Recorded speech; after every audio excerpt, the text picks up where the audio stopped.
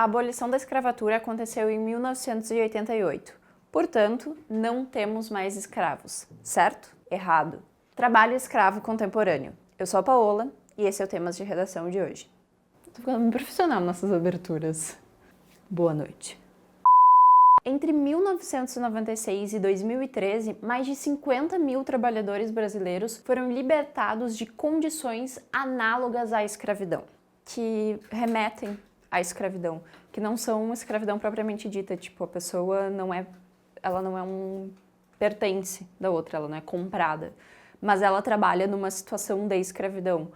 Então ela trabalha numa situação em que talvez ela não tem direito de ir e vir, ela fica o tempo inteiro num lugar específico, ela trabalha 12, 15 horas por dia, ela não tem intervalos, ela não tem folga, às vezes ela trabalha de segunda a segunda, e muitas vezes isso acontece também em regiões agrícolas, então tu imagina a pessoa trabalhando no pesado, assim, 12 horas por dia. Isso acontece muito em plantações de cana, que eles começam a rotina muito cedo mesmo, assim, tipo 5, 6 da manhã, e vão até acabar o sol, assim, de sol a sol, literalmente, e ganham pouquíssimo, assim, quase nada. E o que é considerado um trabalho escravo contemporâneo? É quando o trabalhador tem condições degradantes de trabalho, jornadas exaustivas, servidão por dívida, trabalho forçado e até mesmo restrição de locomoção.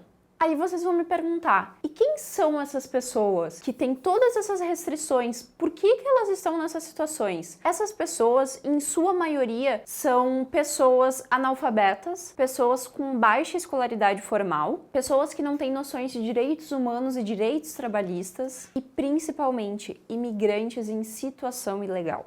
E essas pessoas que têm todas essas condições extremas, elas trabalham geralmente na construção civil, na área têxtil e na rural. E geralmente elas são mantidas nessas situações análogas à escravidão, muitas vezes porque elas são transportadas de um lugar para outro. Por exemplo, elas vivem numa situação socioeconômica muito difícil, então chega uma pessoa lá e diz: eu tenho uma oportunidade de emprego para ti. E a pessoa não tem como trabalhar onde ela tá. Então, obviamente, ela vai querer ir para esse lugar. Aí, o que eles fazem? Quando tu chega nesse novo lugar, eles dizem que tu adquiriu uma dívida. Então, eles começam a te cobrar o transporte até lá, alimentação, hospedagem, e essa tua dívida nunca diminui porque tu vai ter que continuar morando lá para pagar essa dívida, tu vai ter que continuar te alimentando. Então, eles fazem dessa forma para que as pessoas trabalhem a valores mínimos e às vezes nem ganham nada, elas só têm mesmo a moradia e alimentação, e essas pessoas não têm direito a praticamente nada nessas situações. Muitas vezes elas nem saem do ambiente de trabalho,